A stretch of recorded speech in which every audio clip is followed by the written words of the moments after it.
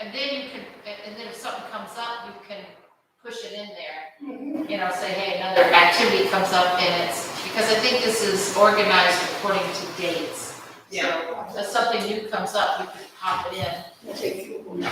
Well, or just move the old one down. Where it's supposed to, see what I mean? Say this one wasn't here, the September 16th one, and you needed to pop that in there, so you put it, you move, if you go in there, then September 26th one. Yeah. Yeah, just bring it up. I got my boss, or my partner's bringing it up. We have to be able to do that. Okay, thank you. Hello. Is your phone there? What's your name? I'm Bob. How are you? I'm Sue. I'm Sue. He's with somebody like Sheriff. Oh, okay. Well, you didn't We do. All right, well, I guess we can get started. I forgot the handouts. I got handouts for you. My partner's actually bringing them up here, but I guess we can start at any time. So, I gave this presentation, I think 3 other times. Has anybody sat through it? It was a couple years ago at Kelso House. No? Okay. Well, I guess I should introduce myself. My name's Officer Rhodes. I've been with the department in total for, I believe, just under 9 years now. I served as a reserve prior to coming on full time. This is the only place I wanted to work since the day I finished the academy. Brimfield. Only place I wanted to be, so happy to be here. The presentation today that we're going to be doing is going to cover a variety of different frauds and scams. I'm sure you have received phone calls and emails if you dabble on the internet and whatnot. So the presentation is kind of meant to help you be aware of what to look for. Give you some tips and tricks and things on how to identify if something is real or if something is a scam or fraud, and then what to do. I've been a victim of identity fraud myself. I think it just is one of those things that kind of happens eventually. So let's also touch base on what to do in the event that you do fall victim, who you need to contact, and the steps to go. So does anybody have any questions before we get started? No? Okay. So, scams and schemes are criminals' bread and butter. If you have a computer, telephone, or mailbox, you can become a victim. Best defense is to know a scam when you see or you hear it. These numbers are a little bit outdated. I have not been able to find updated numbers for 2021. As you can imagine, things are kind of slow with them trying to do some fact gathering. But study found that 20% of Americans aged 65 and older in terms of inappropriate investments, unreasonably high fees or outright fraud.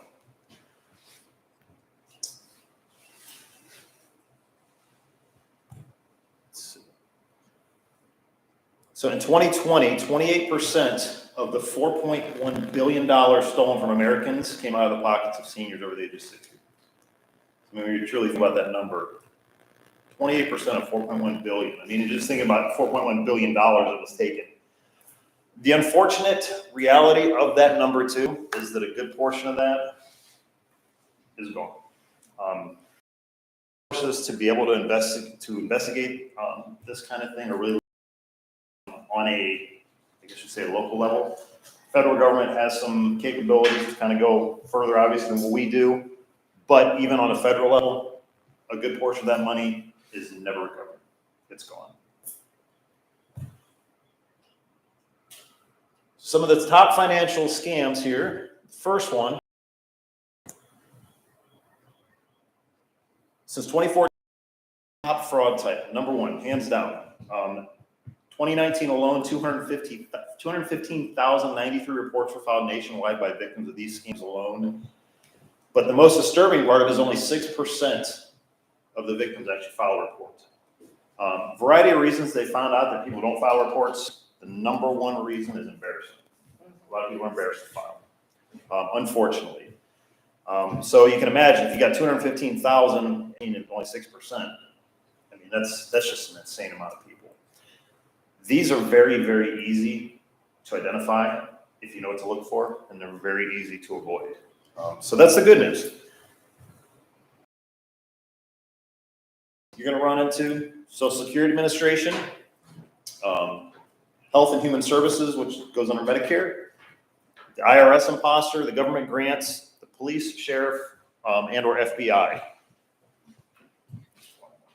Examples of these, kind of break them down. Thank you, sir. So a couple examples. Your social security number has been this phone call. Yeah. A lot of the times this will be, they'll say that they sensed some suspicious activity with your social security number and they had to freeze your account and they need you to provide some information over the phone in order to get it unlocked. Okay? Don't fall for it. There's a lawsuit against you for unpaid taxes. It's another one. You're eligible for a free government grant for a small fee. And the other one, warrant for your arrest. I've seen that quite a lot. Originally, it was that a vehicle that was registered to you was involved in drug trafficking, and they have confiscated, they've located the vehicle, but in order to clear your name, you need to verify a bunch of information. The best advice that I can give on any of these type of scams is, if you're ever in doubt, ask for contact information, and if you can call them back. If they try to pressure you, guarantee it's a scam. 9.9 out of 10 times. I guess I can't say fully guaranteed. 9.9 out of 10 times it's going to be a scam. So get contact information, a phone number, as much information as you can, and if you sense hesitancy, it's going to be a scam. There's another one that I heard of, and kind of touch base on this one a little bit later too, is free cell phones. I mean, that was really popular back when the Obama administration started doing the Obama phone. I've seen a few of those starting to come back around where they're offering free cell phones. So be very, very, very wary on those. If you didn't request the call or you didn't request the information, don't give out any information on your end. Medical and health insurance scams. So once again, these numbers are a little bit old. They're really hesitant on releasing these numbers. But in 2017, Medicare cost $591 billion. $60 billion was lost to fraud. So how many of you Medicare has went up the past few years? I know my parents have. And I mean, you look at that. Out of $591 billion, 60 was lost to fraud. And you wonder why premiums are going up. I mean, it's crazy. Another one, new card con. And phone calls and occasionally emails or front door visits, you're told that Medicare is issuing new cards. Anybody got this one yet? Yeah. Issuing new cards, and to get yours, you need to provide identifying information such as your Medicare number, birth date, financial account numbers. Identity theft is the real goal. They're not trying to get the information. They're just trying to get your information so that they can do what they do with it. What to know? Medicare is not issuing new cards, and its employees don't contact participants through unsolicited calls, emails, visits, etc. They also will not ask for personal identifiers unless you call yourself. So if you get a cold call, you had no idea why, and they're trying to tell you that they're sending you out something new, they need to verify your information, don't give it to them. Once again, ask for contact information and call them back. When in doubt, it's the best thing to do. Get the callback number, call us, we can kind of tell you what to be wary of. Refund ripoffs. Scammers claim that you're entitled to money back because of changes or enhancements by Medicare or private insurers or because of purported lawsuits or actions by government agencies in these schemes. The goal is to not only get your Medicare number, but your bank account information for supposed direct deposit. What's in on these? If you're really entitled to a refund, a check will be sent directly to you. You don't have to prove anything. They already have it all. If you're signed up for Medicare, they already have all your information they need. If you are eligible for a refund, they're just going to send you a check. They know where you live. So don't fall for that one either. Crooks may also claim to be from a state or local health agency, doctor's office, or hospitals. An official sounding but phony organizations such as the National Medical Office manipulate you by caller ID screen. So I'll touch on that real quick. Do not trust your caller ID. It is so easy to spoof numbers nowadays. And if you notice something too, if you ever look at your caller ID and we'll say that your cell phone number starts with 330808, if your caller ID comes up with a 330808 number, but it's nobody that you know, it's probably going to be a scam. Because what they do, it's a technique called spoofing. And what this computer system does is it looks at the phone number that is dialing, and it will try to replicate a number that is close, that begins with the first three letters of your, or the first three numbers of your phone, so that you think, oh, hey, this is somebody near me. You're more likely to answer. Okay. So if you have all your contacts saved in your phone and it comes up and it's a number similar to your phone number, but you don't know who it is, be wary of that. You also, a lot of times when you pick it up, you hear like a little beep, like a little beeping noise. First sign it's going to be a scam. So what to know on these? Never trust caller IDs. Kind of touched on that. Fraudsters have been known to contact Medicare patients and accurately give the name and addresses of their doctors. Unclear how they got this information. I can kind of clear that up a little bit. Anybody ever heard of the dark web? So you've got the internet, and then you've got this area that's kind of buried underneath the internet. It's called the dark web. You have to have special software to be able to access it. And on the dark web are all kinds of horrible things that I'm not even going to talk about, except that there are websites that you can pay a membership fee to. And on these websites, you can purchase Social Security numbers, working valid Social Security numbers. And typically your monthly membership fee is about $25.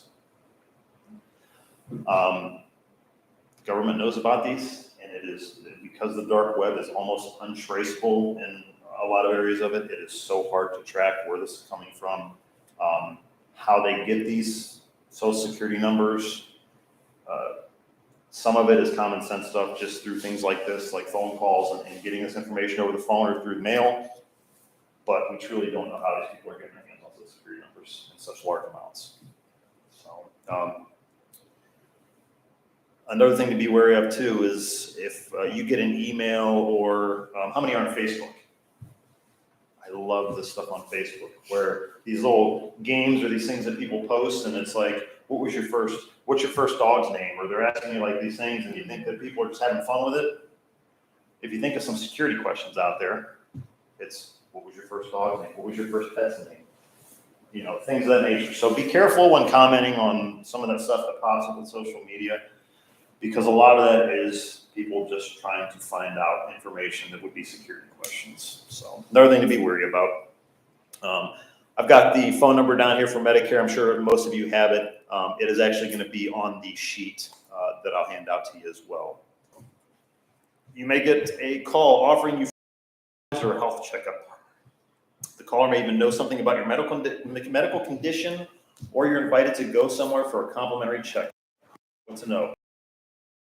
Promising supplies for diabetes and other medical conditions is another attempt to collect your Medicare or Social Security number, or to soften you up for pitches for overpriced goods later. Plus, you may be told your credit card is needed for shipping charges. Complimentary checkups offered by traveling clinics or temporary storefronts can also be an effort to reveal your personal identifiers. There are legitimate ones too, of course, so if you're thinking of going, first check the organization that's offering it. And to kind of piggyback on that, who's gotten the knee brace or back brace call? You qualify for a free back brace, a free knee brace, okay? It's just another one. What you don't know about those, you will get that knee brace for free, or that back brace for free. What they're doing on the backside is they're billing your Medicare. You never know about it. It's part of that $60 billion that they referenced on here. So on the naked eye, it does appear you're getting it for free, but they are billing you on the backside that you never see. So be careful of that one. What I like to do is I like to actually try to scam the scammers. So like if I get who's got the insurance calls, or your extended warranty, that's another one. Your car extended warranty thing. I get the call for the extended warranty and I try to sell them a back brace. I tell them I'll buy the extended warranty if they're willing to sign up for my free back brace or vice versa. So just a little bit of fun I like to have with them. Counterfeit prescription drugs. So it kind of breaks it down by location. So if you look at North America there, 50% of cases of medicine purchased over the internet from legal sites that conceal their physical address have been found to be counterfeit. So there are legitimate websites out there that you can purchase medicine prescriptions from that are legit. But what they have found is that these sites are popping up all over the place. And when they did a study on it, they found out that almost half of what these people are selling is not what it's claimed to be. So go down to South America there, up to 30% of medicine in developing countries are counterfeit. Sugar pills. That's pretty much what it is. 27.5 million counterfeit medicines retained by European custom authorities. 550 million doses of illicit medicine seized by Africa during the Bayeli operation. 10% of the world's medicines are counterfeit. That's the one that kind of concerned me the most. 10% of the world's medicines are counterfeit. 36% of anti-malaria drugs in Southeast Asia are falsified. And that's supposed to be 9.8 million illegal and counterfeit prescription drugs seized during Pangea 6 operation. So it kind of shows you how prevalent counterfeit drugs are out there. Drugs are on the rise, so you need to be vigilant about the quality and integrity of the drugs you buy. You might throw your money away on ineffective drugs. Learn more about protect yourself from the dangers of counterfeit drugs. This is the important part. Know your medication.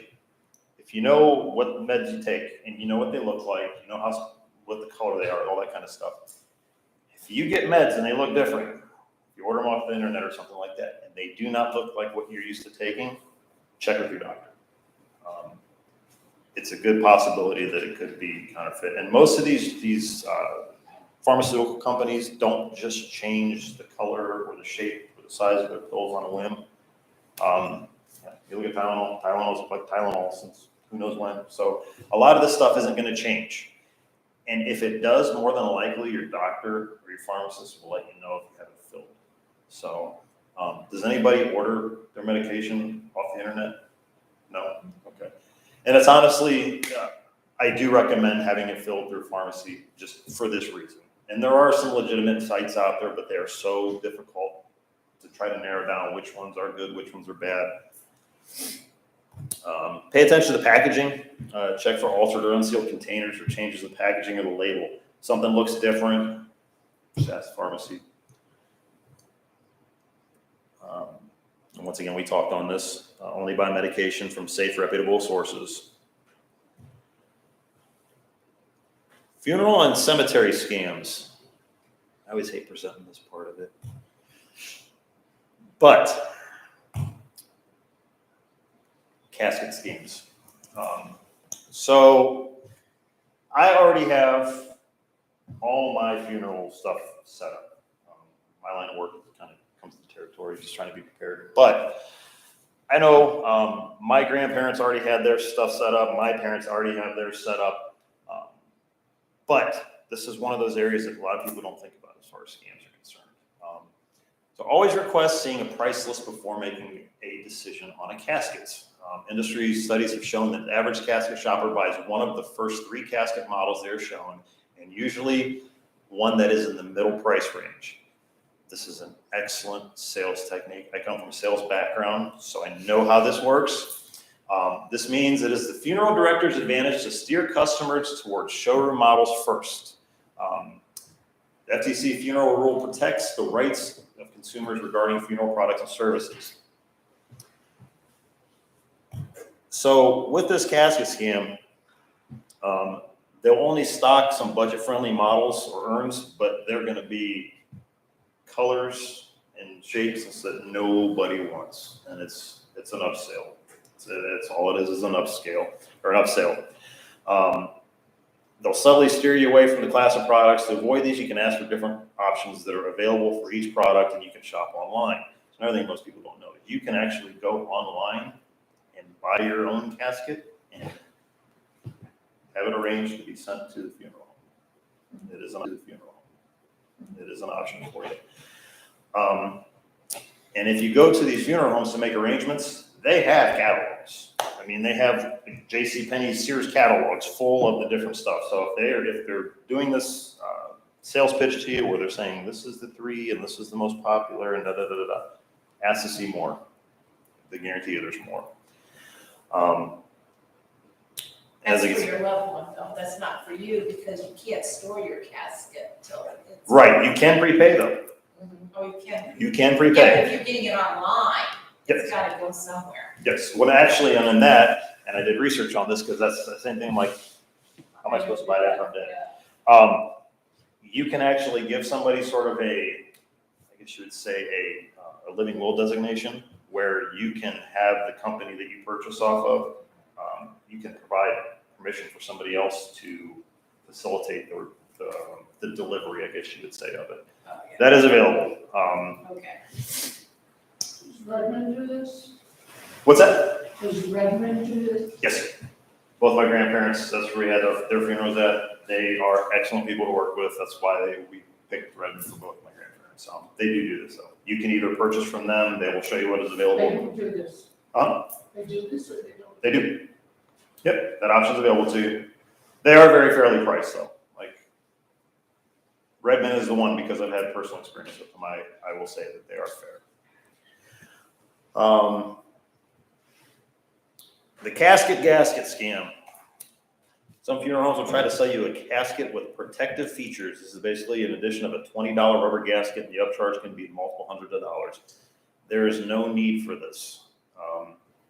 They do very little to protect the casket, preserve the body. In fact, they even been known to make the casket explode from buildup of gases and fluids from the body.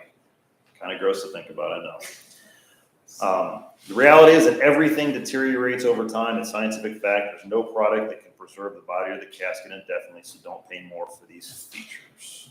But if you're doing a casket, it does have to go in at the graveyard. It does have to go in one of those vaults. Vault. I mean, you can't just put the casket. It has to go in the vault. Nope. And then the vault has to go in, so you can't get away from it. And a lot of times what they do is, a lot of the cemeteries don't, it's not a fully enclosed vault.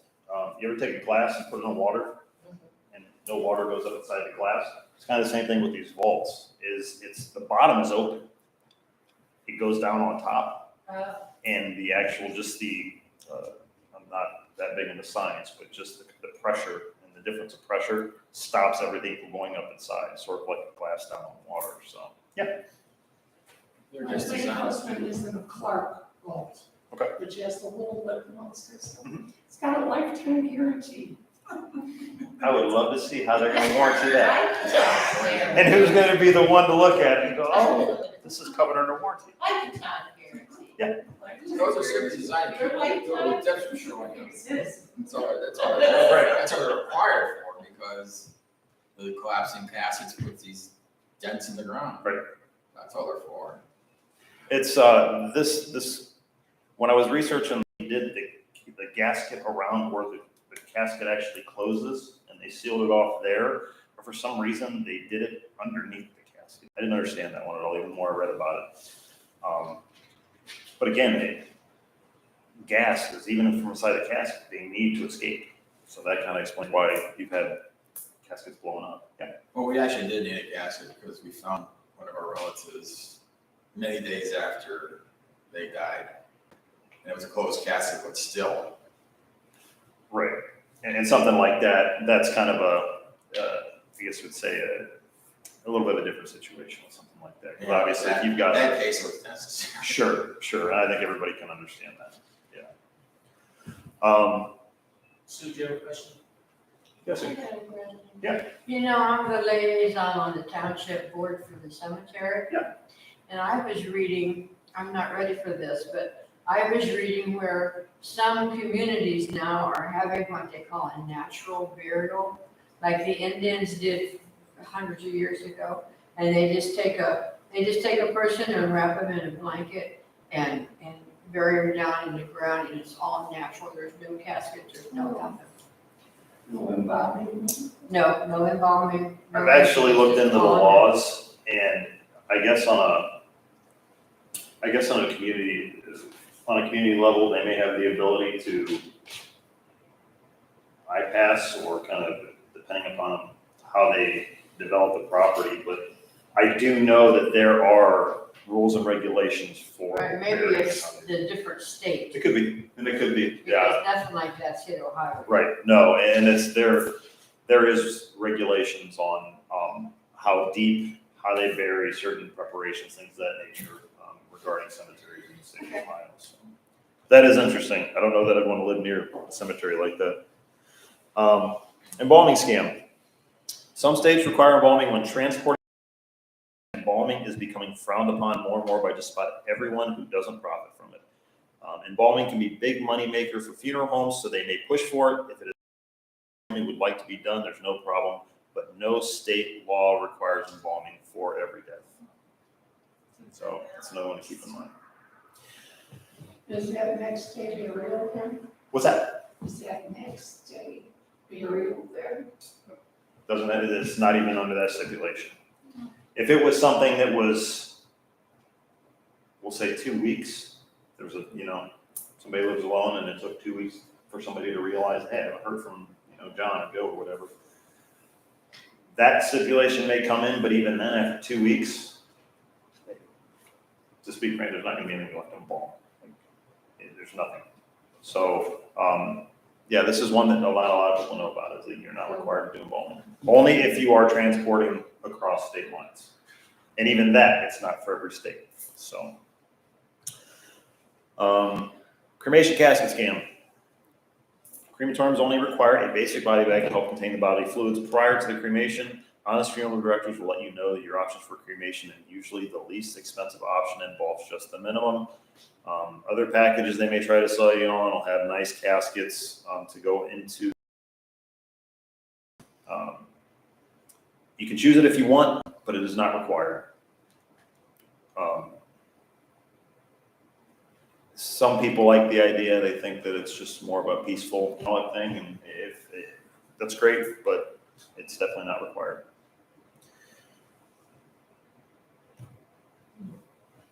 Next one, fraudulent anti-aging and cosmetic products. Oh, bring it on. So I'm sure we've all seen ads like this. Oh, yeah. Get rid of your crow's feet, all this stuff. With anti-aging properties, and they're fake.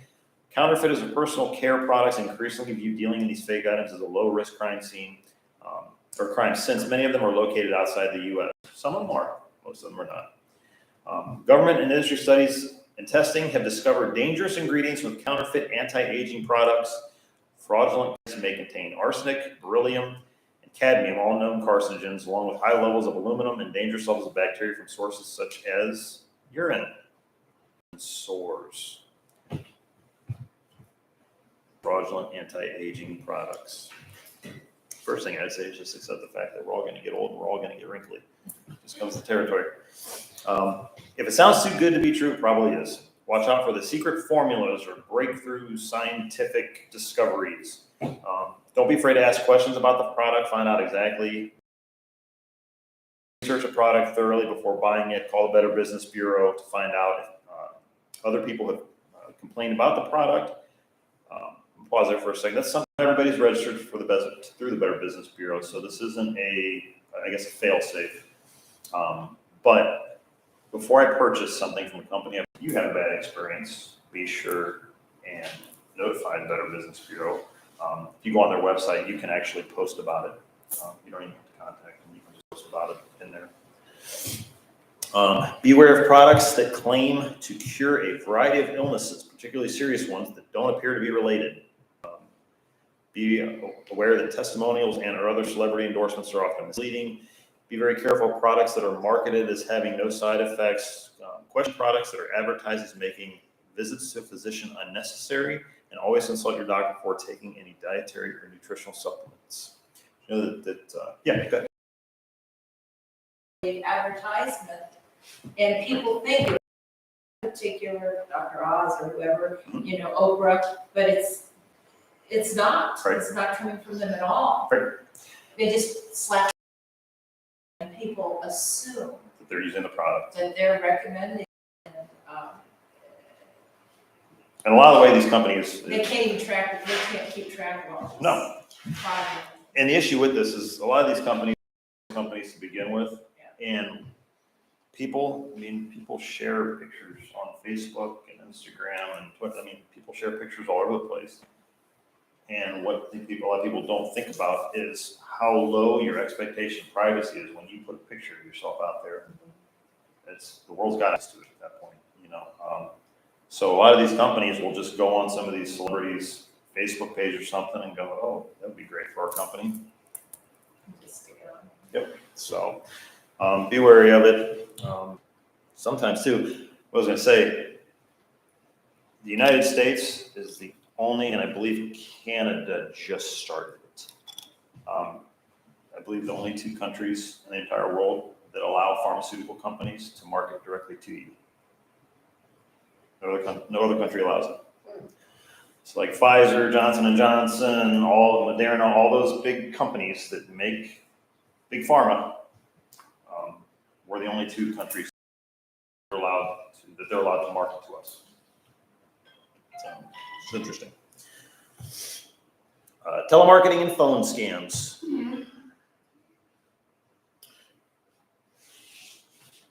This is a call from official notice from the IRS about a lawsuit against you. They've gotten slick on this one because they are actually using the number will come up and it will say IRS or Internal Revenue Service. The caller ID will come up as the IRS when they call you. And the recording when you answer is the IRS recording. But it sounds a little different. It sounds like somebody recorded a recording. It's a little faint. Sounds like it's far away. Sounds like it's on the other side of the room. It's something, unless you know to look for it, you probably won't even think about it. So if you ever get a call from the Internal Revenue Service, you pick it up and something just sounds odd. It sounds like it's far away. It's a scam. Hang it up. And you can actually call the number back. So the number that pops up, you'll call it back, and that person will answer. But guarantee you they don't work for the IRS. And there's ways to tell. So the caller states they represent the IRS. They're calling to collect on a tax bill. They will state that if you fail to pay the bill, you will be arrested. I'll arrest you for a tax bill. Guarantee. A resident come in a couple months ago, and they were receiving this call. And they gave me the phone. They're like, I don't know what to do. They're telling me I'm going to be arrested. And they were in panic. Am I going to be arresting? And the guy hung up the phone. So things to know about the IRS. They will not call to demand immediate payment. They won't call without first. They will not demand that you pay taxes and not allow you to question the appeal or the amount you owe. They will not require that you pay taxes a certain way. Prepaid debit card. It's the most popular way that they want you to pay this stuff. Prepaid debit card. Card number over the phone. They also will not involve police or law enforcement agencies to arrest you for not paying. It's a civil matter. It's not a criminal matter. We don't have anything to do with it. We're not going to come arrest you. Am I wrong? I thought that you don't get a name on your caller ID unless it's somebody in your contact list. So is it your cell phone? Yeah. So depending upon what provider you're through, most of the providers have their own populating caller ID system. Okay. So it we'll say that Joe Smith goes and signs up for a new cell phone through Verizon. When they sign all the paperwork and that phone number gets assigned to Joe Smith, that goes into the caller ID system so that when Joe Smith calls somebody, it will come up as Joe Smith. Now, there are ways to have your caller ID hidden. Most of the time with cell phone providers, you actually have to contact the cell phone provider and request that your caller ID be hidden. The police department, most of our phone numbers don't come up for obvious reasons. We're trying to call to talk to a bad guy. Most of them, they're not going to answer the phone to. Well, I know I have a list of 3 messages because I don't answer my phone unless I see a name on there that I know. Yeah. And If somebody calls me and I see it, my most familiar message that I send is, I'm screening all calls, please leave a message. Mhm. And of course, they don't leave a message, Nope. and so, but someone who knows me, that I don't have their phone number, is more likely to leave a They'll leave message. a message. And that's a good way to, They can get the numbers. If you hang up from that person and called you and even pizza, they didn't know, they didn't Right. call me. Yeah, No, I think you have to be wary of anything You do. nowadays. yeah. and honestly, Everything. once in a while, they've gotten lucky with me where they will call me from one of the spoof numbers where it's similar to my area code, but it is somebody that is so happy to get It the can be number your right. own phone number. I've had them spoof my own phone number. Oh, It wow. comes up as me, and they're calling me on my own phone You have number. to answer, you're like, what, how am I calling myself? Curiosity. Yeah.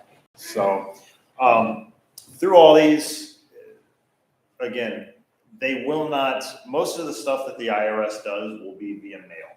They'll send you letters if they have communication they need to communicate with you about. It will be via mail. They will not ask you for payment information or that stuff over the phone. You can call back, or just hang up the phone. So, kind of already touched on this one. Medicare back and knee braces. Caller states that through Medicare you qualify for a free medical brace. What happens? The back of the knee brace that was billed as free is not free at all. Medicare will be billed an approximate cost of $1,000 to $2,000 for each brace. Wow. Why back or knee braces? I think it was pretty common sense, but it's the amount of money that they can make on them, because the back and knee braces are also, this is the two most popular things that people require is back and knee braces. Claims per year. With live people only reviewing approximately 3% of the claims. And that's Medicare. So of all the claims that Medicare receives in a year, they don't have enough people to review it. So to them, when it comes down to it, it's either cut the check for $1,000 or pay somebody who knows how many thousands of dollars to research something for 2 weeks. They'll just cut the check. So fake accident employee. We kind of touched on this one too. Caller states that a relative of the victim is in the hospital and needs money in order to receive treatment. This is also called the Grandparent Scam, which we'll go through next. If you ever get a call from a hospital, be careful. Especially if they're asking for money. They are not allowed to do that. I worked for a hospital prior to coming to work here. A hospital cannot refuse service to anybody for medical reasons like that due to non-payment at the time of service, I should say. So don't ever fall for this is the hospital, we need a credit card on file so that we can treat your cousin or whoever it is. Don't ever fall for that. Officer Rhodes. Yeah. I got one, my grandson's calling me, needs money, he's down in Cincinnati, blah, blah, blah, blah, blah, and all this kind of stuff. So I'm going, I already know it's fake. I already know. So I'm going along with the kid, blah, blah, blah, blah, blah. And I says, Chief, I can't help you. I says, why don't you call your dad, he's a cop. How'd that go? Hung up right away. I got one from a bail department who wanted, my grandson needed money for bail. He had hit a car and the woman was pregnant, a long True story. story. And you know what I told him? I told my kids a long time ago, you did something stupid, you should go to jail, you stay there, I don't Same thing. Yeah, So that kind of goes into this one, the Grandparent Scam. Yeah. There's a couple variations of this, but most commonly the caller will say, Grandma, Grandpa, guess who this is? They will pretend to be your grandchild. Once you say, oh, you sounds like Timmy or whatever, the caller will pose as a grandchild and request money from you. So most of the time, this is a grown adult posing to be a child. The caller will state they've just been in an accident or overdrawn their bank account, or they're behind on their car loan payment. They need to help a friend, and so on and so forth. Don't fall for it. Or just do the whole, I'm right in the middle of something. Can I call you right back? No, I need it now. I'll call you right back. No, it'll be too late. Click. Charity scams. Many phone scammers will pose as charitable organizations. Some callers claim to be collecting money on behalf of the local police or fire department. I get this one every day. Yeah. The National Police, something, something, something, and I just, it ticks me off. Veterans and military families, it's natural to want to support these causes, but before you give donations over the telephone, call the organization itself to verify that the call is legitimate. Callers may trick you by thanking you for your pledge to donate, a pledge you don't remember making. Don't fall for it. If you can't remember making the pledge, you probably never did. Be wary of charities that spring up after natural disasters. This is another one. Every time some major disaster on the other side of the world comes up, hurricanes, typhoons, whatever it is. I know when we had those tornadoes last year, I mean, they were all over the place. If the organization is legitimately trying to raise money for those affected by the disaster, they often lack the infrastructure necessary to get the money. Just so you know, we would never, our police department would never call you on the phone and ask you for money. Nope. That would never happen. We have stuff at Brimfest, or when we have our hot dog sale for our canine program, or our dairy booth is set up, but you will never, ever get a phone call from somebody from us. And if someone's on the phone and says, hey, I'm soliciting on behalf of the Brimfield Police Department, that's not going to be true, because we never do that. My mom had Alzheimer's, so when my dad died, I stepped into the picture, she was giving money, $10, $15, to all of these charities. And I started gathering them up and researching them. And here, most of them weren't allowed to even ask her for money because they were on Ohio State's list, because they weren't telling you either. Most of the money was going towards people that ran the charity and very little to the first people that needed it, or they hadn't let their finances be known, what they were doing. Yep. And I said, Mom, you want to give to charity, the APL, you want to give to our local police department, let's do that. But let's not give to some national thing that's out there when we don't know for sure that it's. Wounded Warrior Project came under fire for that a few years ago. And I was a big proponent of the Wounded Warrior Project. But they ended up, I think they were only donating roughly 11% of what they got to the actual benefit. 12%. Yeah, so, and that kind of ticked me off because I had been donating to the Wounded Warrior Project and supporting their stuff and, wearing clothes and stuff, so. The Pigeon Drop, there's a few variations of this. Caller tells the individual that he or she has found a large sum of money and is willing to split it if the person will make a good faith payment by withdrawing funds from his or her bank account. They may also state that the victim has won a sweepstakes. Many times a second con artist is involved, posing as a lawyer, a banker, or some other trustworthy stranger. I had a nice young lady come to the department and tell me that she had gotten a call from somebody that day and that she had just won a car. And they were going to deliver the car the next day. They just needed to verify Social Security number and bank account information. Thankfully, she didn't give it to him. But the problem was, even when I started pointing out the fact to her, and her husband was there, that doesn't this sound fishy? She still was so hopeful that she had just won a car. And I felt horrible. It was like crushing her dreams. But there's a few variations of this one. Most recently, I had a very strange one where somebody received a phone call from somebody posing as an employee from AT&T. And they were offering them a discounted rate on their cellular service. And they were with Verizon, and the person was posing as AT&T. They said, we can knock $30 a month off your phone bill. People did it. And 3 days later, they received 4 brand new iPhones in the mail that they didn't order. 4 brand new iPhones, functioning iPhones. And they call, and they're like, we don't know what's going on. Well, in the meantime, somebody else calls and says, hey, we made a mistake.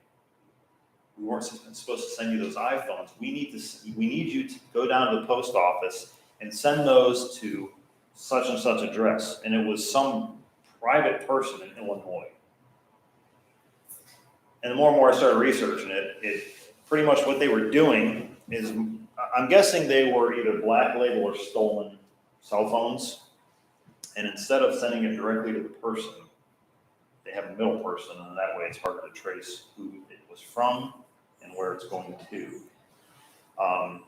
And there's a few variations of that. The weird thing is they had AT&T phone service.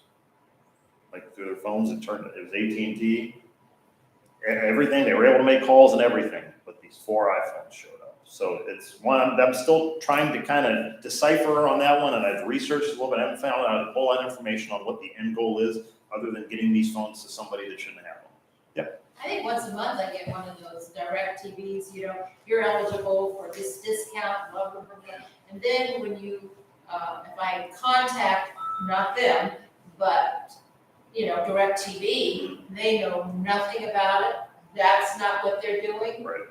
So I guess this one over here is they're just trying to get personal information from you, is what they're trying to do. If you were to buy into it, I guess. Could very well be, and they did provide credit card information to them. They immediately did the right thing. They put holders on the credit card. They contacted the bank. They contacted TransUnion to have a monitor plate on. I mean, they did everything right. It was just still kind of weird how they actually managed to get functional AT&T cell service. It was just, I don't know. And it almost makes you think that it's somebody that was working with it for AT&T was pulling this whole thing. So, These things have scams on them. I just got one right here saying that my credit card has been charged. Where do I want my tablet delivered? And I'm gonna go over, let me guess, it's got a web link. Yeah. Yep, I'm gonna go over something on how you can identify if those web links are bad. I will explain that to you too. Okay. I usually do report it spam and leave it, ignore it, but I'll leave this on for a while. So this one is internet fraud. Couple terminology, I'm sure you probably heard some of this stuff. Phishing, you get an email or pop-up message that says your account must be updated immediately or will be closed. You click on the link to a website that looks like it belongs to your bank or other institution. You update your account by entering in your personal identifying information. Short time later, somebody stole your identity. Farming. It's also called domain spoofing. This technique is used by criminals to redirect web traffic from a legitimate server to their own server where they can steal any personal information that the user types in. Farmers poison the domain names service in order to fool a user's browser into linking to a bogus website. I know that's a little bit confusing, but it goes on to explain here. So if you look at these, if you look at the top corner, the PayPal, you see where it's got a picture that looks like a globe? That means that that is not a secure site. So anybody, if you got a hacker that hacks into your computer or is watching what you're doing on the internet, you've got access to what you're doing on that site. Anybody can hack in, any information you type in is available to them. Versus if you look at the YouTube site, see the little lock? That means it's secured. So if you're ever browsing the website, browsing the internet, you're going to purchase something online, never enter in any of your personal identifying information, bank account information, anything like that, unless you see that block. Okay. This is also what they're talking about. See how Amazon has an extra N in it? If you're not paying any attention, you'd think you're on Amazon's site. Facebook looks like Facebook, but if you look at the address, Versos.ru. It's pesky Russians, always up to something. And they will actually buy domains, because how many times you type in something and you fudge up a letter, you get one letter off? They know people make that mistake. They will buy those domains in the hopes that you make that mistake, and then you went to, try to type in Facebook or whatever it is, and the site will still pop up. And you're like, oh, I'm on the site. But if you look in the web bar, it's a completely different address. So just be careful of those things. I guess the most important thing I can say on this is always double check what address you're on. And if you're ever entering in any identifying information, any bank information, make sure that there's a lock symbol before the address. Facebook and social media. Be careful when receiving messages, posts, friend requests on social media platforms. In 2021, $770 million was lost through ads, social media messages, and posts. If you don't recognize the person, don't respond or accept the request. If you receive a message from a friend or family member on a social media requesting money, ignore it. Good chance it's a hacker pretending to be the person you know. And when using online merchants, avoid if they require wire transfers, gift cards, or cryptocurrency. So, crypto is starting to get a little bit bigger, but as of right now, there's not a whole lot of reputable online retailers. I think I can think of one that will actually accept cryptocurrency as a form of payment. And what a lot of people are doing on here too is you'll get a message from, or a friend request from somebody named John, and the person in the picture is some blonde woman. You know, it's like, wait a minute, something's not adding up here. So just kind of, if you get friend requests or messages or anything like that, just kind of use caution on accepting or responding to any of that stuff. They can take over, I think I've got one right now, and I was trying to contact the guy to let him know his account has been hacked. And I can see it, you know, he did legitimately message me up here with previous notes, but now this crazy thing, oh, you know, there's this grant out here, and you can apply for it, blah, blah, blah, and I know it's not him. Right, and anything you try to do to send messages back is just going to the person who's hacked the I account. can't do it, can I? Nope. I can't let him know unless I know his phone number, Yep. his personal phone number to Yep. let him know. Yep, or if he's got other, Or I could give him a message right on Facebook. well, no, because even that, if they've got access to Messenger, Messenger, they've yes. probably got they access to his whole account. They've got the whole thing, don't they? Yep, so if they've got other things, you know, maybe Twitter, and this is one thing I'll tell you, if it's not in, So I can't let the guy know. that you're- let a friend, hopefully, if you got a friend of a friend that knows them, or knows enough to call, something like that. If you have multiple social media accounts, do not use the same password for all three. Please don't use the same password for all three, because if they get one, then they got them all. So, mix up the passwords. Investment scams. Nigerian money scam. You are contacted by somebody from Nigeria and offered millions of dollars if you will transfer money from a foreign bank to your bank account for safekeeping. When you agree, you're going to be asked to pay huge transfer fees or legal expenses, but you receive no money. I worked for a Conrad's Tire Care prior to becoming law enforcement. I was a manager there, and we actually had operators that would log they monitor our traffic for the reason I'm about to tell you. So we got a phone call from somewhere in Nigeria that they wanted to purchase 500 tires. 500 tires. So there was a translator that was translating this information as far as what they were saying, and they wanted to do all this wire transfer stuff, and the tires were going to go to some place in California. And after spending nearly an hour on the phone with this, it was all a giant scam where it was a debunked bank account, and the kind of like the Pigeon Drop, the tires were going to go to a place in California and in turn overseas. So they're really clever. They are very, very clever. Pyramid, Ponzi, multi-level marketing. These have been around forever. They're not going away. For a fee, you're promised in exchange for recruiting new members. Plans that promise profits for recruitment of members rather than for selling goods and services are illegal and usually collapse. So there's been some that offer utility services. There's a company called ACN. That was a real big thing years ago, ACN. They'd go door to door and try to sell you utility services. We can save you this much money on your electric bill.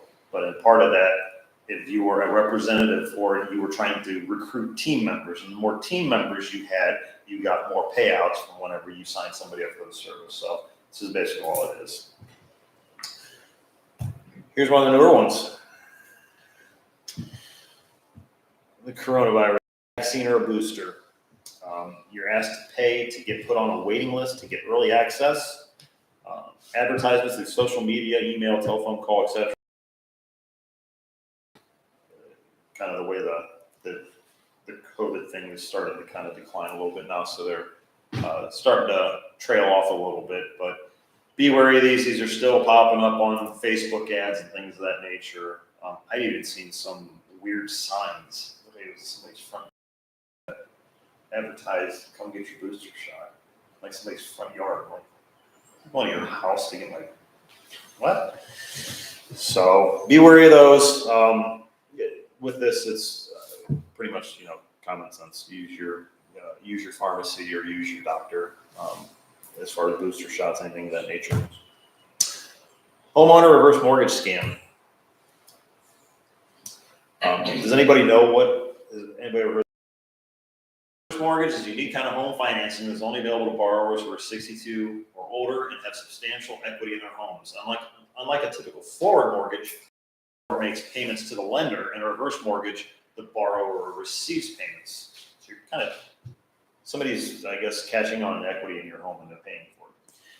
The money the borrower receives, referred to as the reverse mortgage proceeds, is borrowed against the homeowner's equity. The proceeds can be dispersed on a variety of methods, including monthly payments, a lump sum, a line of credit, or a combination of these. The reverse mortgage proceeds can be used for anything the borrower wants. How they use this. Unscrupulous professionals and scam artists prey on the lack of public knowledge surrounding reverse mortgages. I just proved that most people have never heard of this. They target senior citizens who are homeowners and ultimately attempt to steal their equity. They do this through bogus claims, sometimes even making promises that the homeowner will get a home for free if they sign up. Communities, foreclosure, or refinance assistance. They are also straw buyers and property flipping scams. So somebody will use your investment to buy a house, do it up, flip it, and they try to get your money back and realize it's gone. Seniors are frequently targeted through local churches and investment seminars, as well as television, radio, billboard, and mailer advertisements.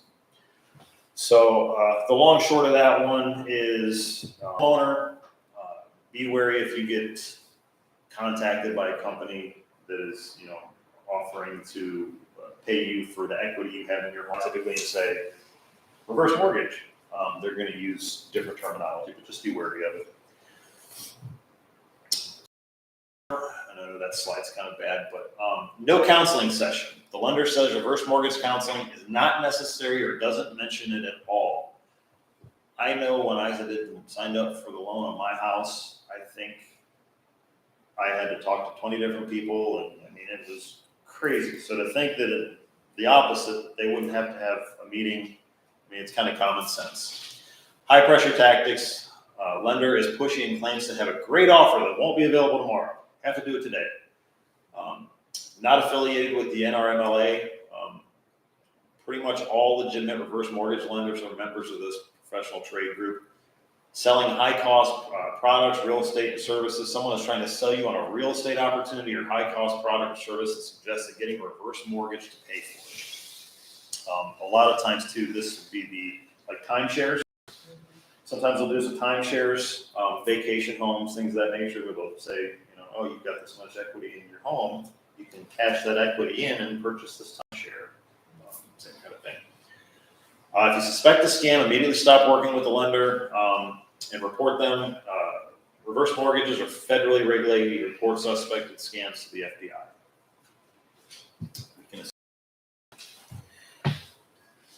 So at the end of this, what should you do? Touched on this when we first started. Don't be embarrassed or afraid to talk about it with someone you trust if you feel you were scammed.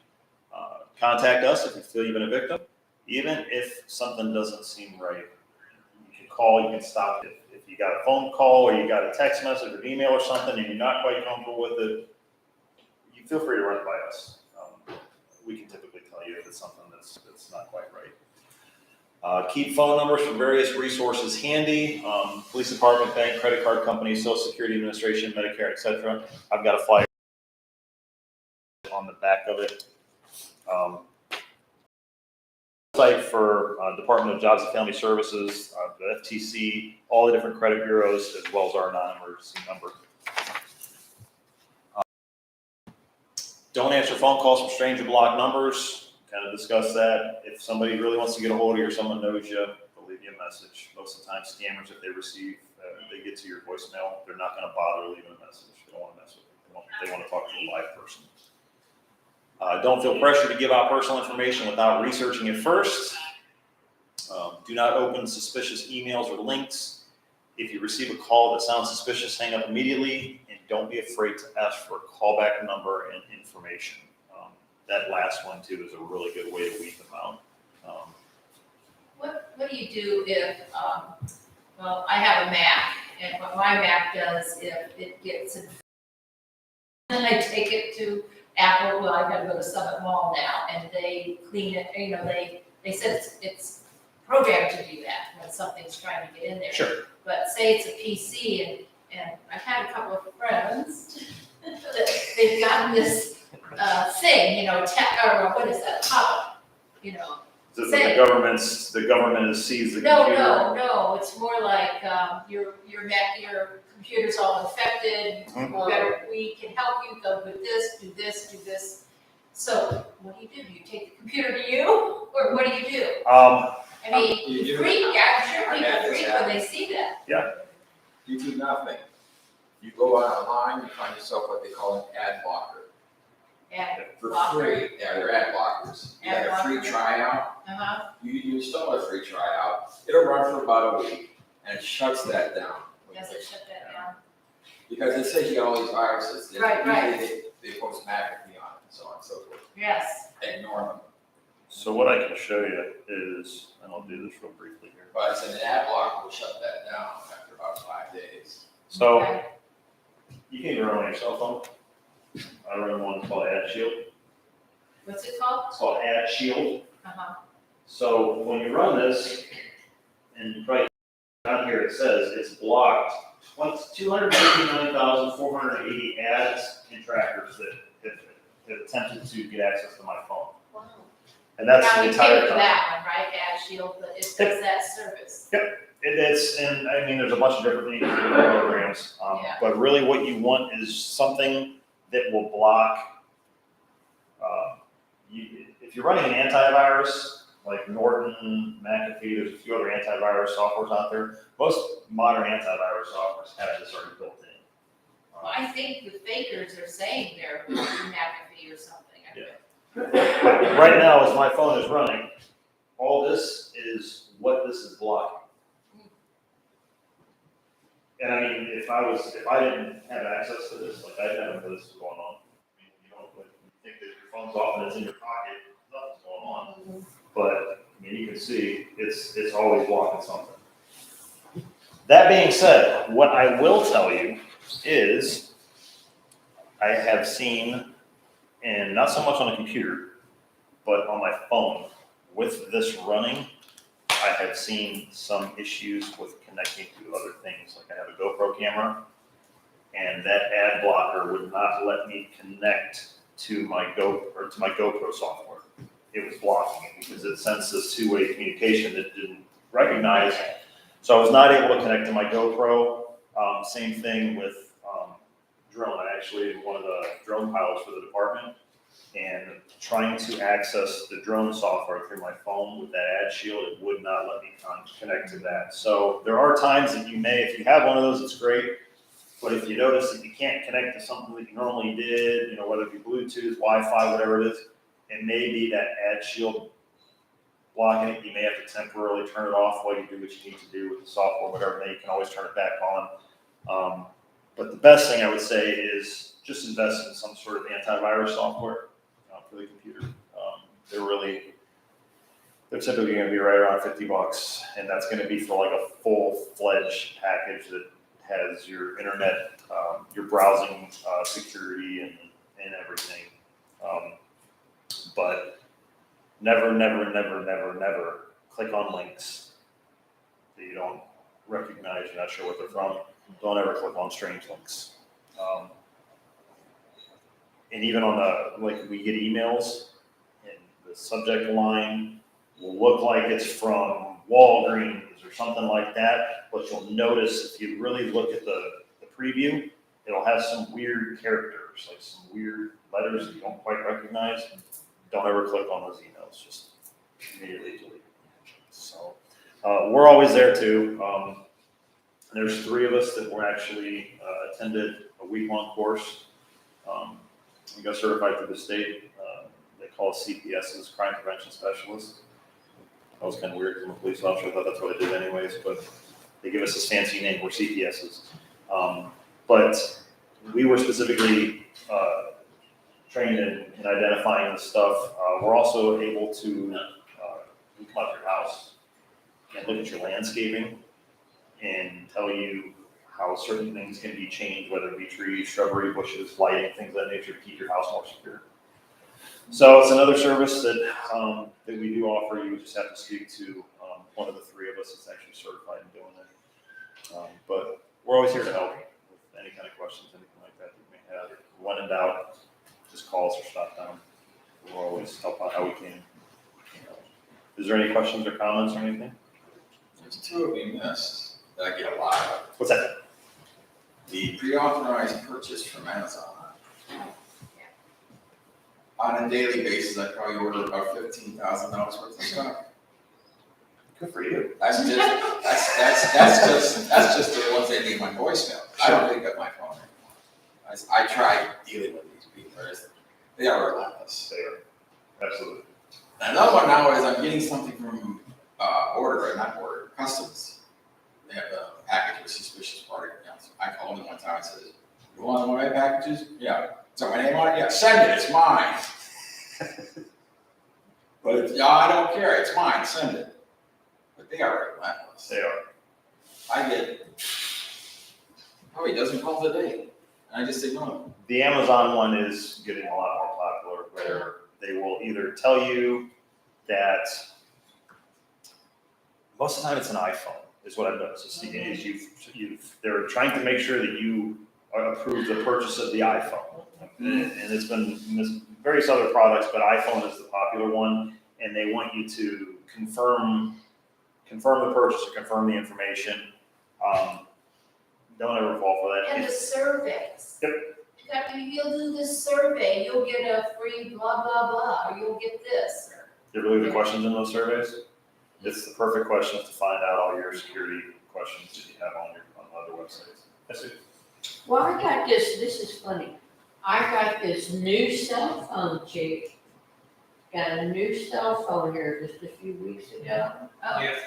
And what they did, I received a blurb up there, and it said that everybody knows I'm a registered Republican, and it's okay. And anyway, what they did, they said in this little blurb that if I did not take this survey, that they would change me. If I didn't take the survey and answer the questions within like 24 hours, they would change me to a Democrat. Oh, that's a new one. Needed it. And So- you still look like a I was Republican. gonna say, There you go. so you trying to, so you're right right now?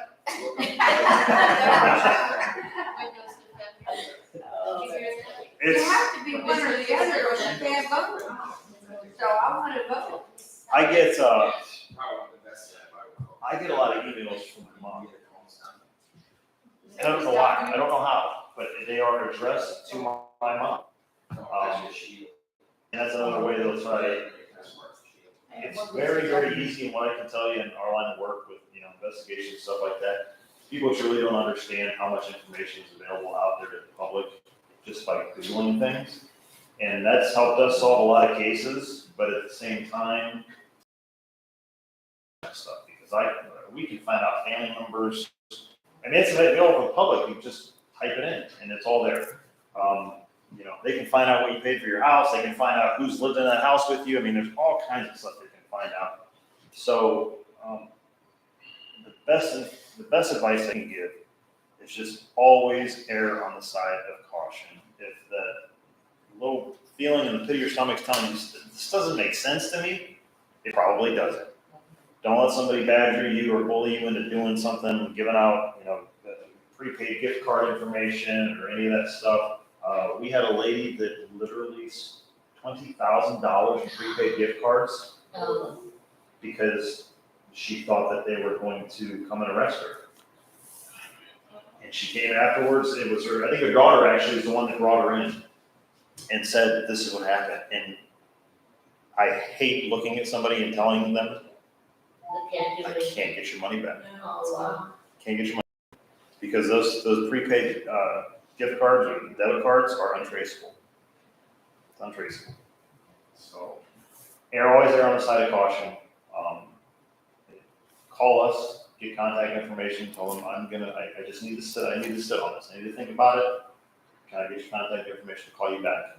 If they give you a hard time, okay, just hang over. And then just give us a call if you're ever in question about anything. So, we're always here to help. And lately the calls are just about random cities all over the country. Mhm. They'll come up on the ID like that. Yep. I guess I just ignore all the calls. I screen my calls 2-3 times a day.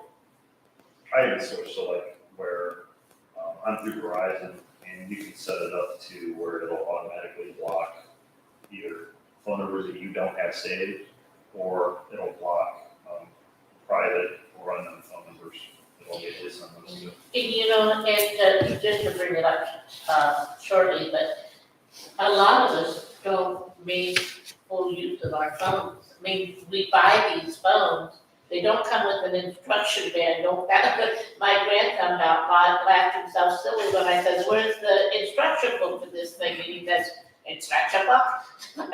Yeah, how am I supposed to learn how to use it? By just trial and error. And I still haven't used it to its potential, I know I haven't. Yeah. Most of the places, like some of the satellites, like I know we had the Verizon, it's not a corporate store, it's one of like the satellite stores. I know some of the satellite stores can be a little bit difficult to deal with if you want to try to get them to help you. The corporate stores typically are pretty good. I know Apple, for you iPhone people, gotta go down there and take a number and wait in line. And Yeah. then they finally get you to a table and then you gotta wait some more. And so I know it's a little bit more difficult dealing with the Verizon iPhone corporate stuff. stores over there at Chapel Hill. Chapel Hill's the closest Verizon one, yeah. I will say that if anybody is through AT&T, the AT&T store that's in Cascades down here, I was previously with AT&T and they were pretty good at being able to answer my questions, or if they didn't know the answer, they found out for me. So if you ever have questions on phones or something like that, or just doing something goofy, try to go to a corporate store. Most of those people are pretty good to help. I'll hand these out to you. This is kind of just a real condensed version of what to keep in mind, and pretty much just keep personal information personal, avoid any unexpected contact, slow it down. Don't be too quick to give somebody your information, anything like that. Don't fall for the problems or the prizes. So, I'm in jail and I need money to get out, or hey, you just want a card. Don't fall for it. Choose your transactions wisely. And on the back, it kind of goes through what to do if you do think that you fall victim. Contact us immediately. Most of the places are going to require you, whether it be your bank, your financial institution, they're going to require a police report anyways. So you might as well get us on the phone, as quickly as possible. Contact your financial institution and then contact the organization of the scam involves, whether that's Medicare or whoever that is. And then there's the important contact information down there. So go ahead and hand these out.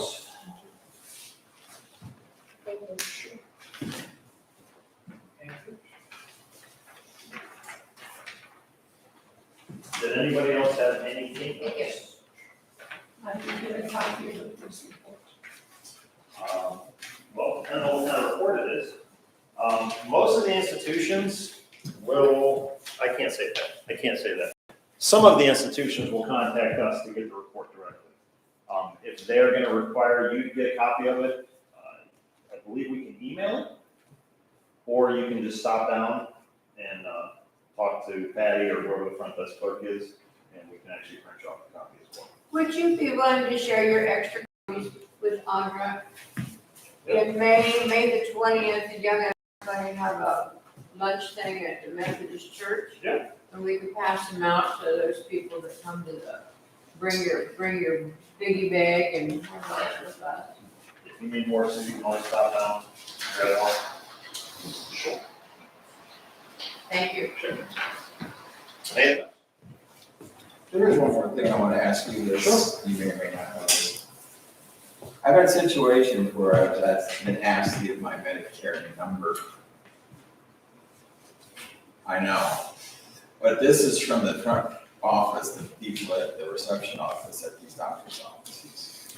They look at me and says, you give me that number? I says, no, I don't know, now process the forms, please. But they ask, and I probably trip up a lot of people, wow, I didn't know you needed my Medicare. right. So I'm thinking there's something a little screwy about that too. They should, because they don't need that number to process As long as you have your,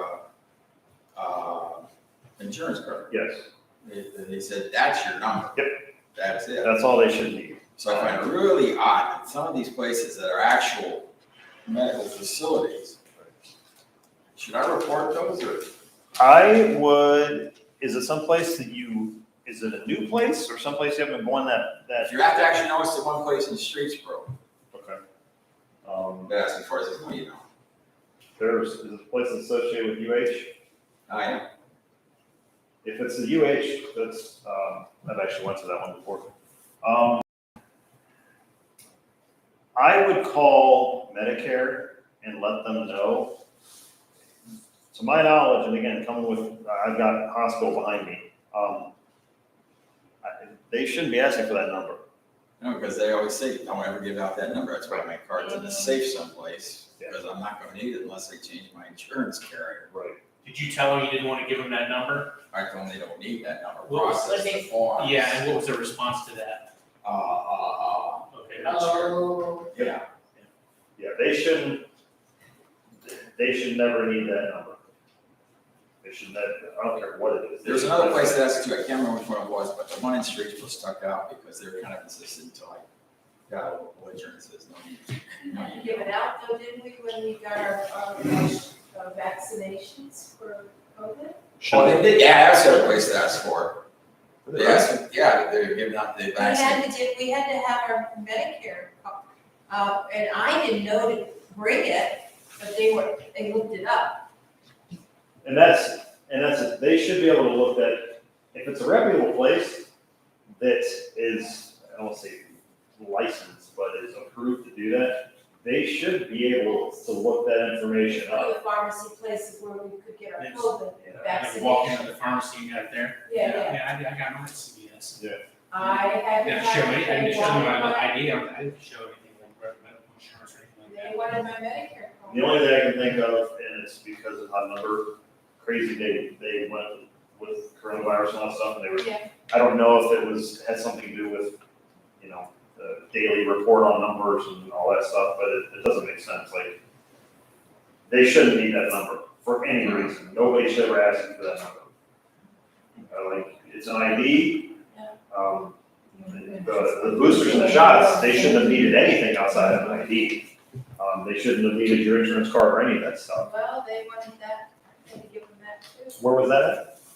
Well, when I went to, I remember going to the one in, far away, Giant Eagle in, down 44 forever. Yep, I know what you're talking about. The only thing I can say is some of those places kind of, Then I had to go back there, for the second one, some of those places don't have the most, I hate to say it this way, but they don't have the most informed and knowledgeable people there. They just, they see something on paperwork and they're just trying to fill out the paperwork, not actually knowing so what we're they not do. supposed to be giving anybody that. And I don't usually carry it with me anyways. Right, because Just like, treat that like your social security number. Like you should, I don't carry that with me. nobody really should ever, I can't say nobody, because there are certain times that they will have you confirm your social security number on the phone. But if you're ever doing that, it should be somebody that you know who you're talking to, that it's a phone call that you made to the phone number. And usually they ask for the last 4 digits. Yes, and that's even more so, they're gonna ask for the last 4 digits. So, and I know a lot of places are even starting to go to a personal PIN to make people feel a little bit more comfortable. They're not even asking for that stuff, they're asking for your personal PIN. IRS is like that now. If you ever call the IRS, if you have your personal PIN set up, they don't ask you for your social security, they ask for your personal PIN. So, just be wary, and that matter, your Medicare number shouldn't have to give anybody. That's another thing that you should change. Don't give everything your personal PIN, your bank account, your whatever. Give them all different numbers. Yeah, and it's, my dad and my mom are horrible at passwords, and they keep it in a little black book that is right on the stand in the middle of the living room, and it literally says, this password, this password, this password. I'm like, what are you guys doing? Like, don't just keep it on. Somebody breaks in the house or something, they get full access to everything you have right there. Bank account, everything is right there. Keep it in a lockbox, keep it in the safe somewhere, or something like that. So, is there anything that you could think for future presentations that you would like to see added or that you feel would be beneficial for future presentations? Yes, sir. Tomorrow, I'm going up to the MGM Casino for Peter Elliott giving a presentation luncheon on human trafficking.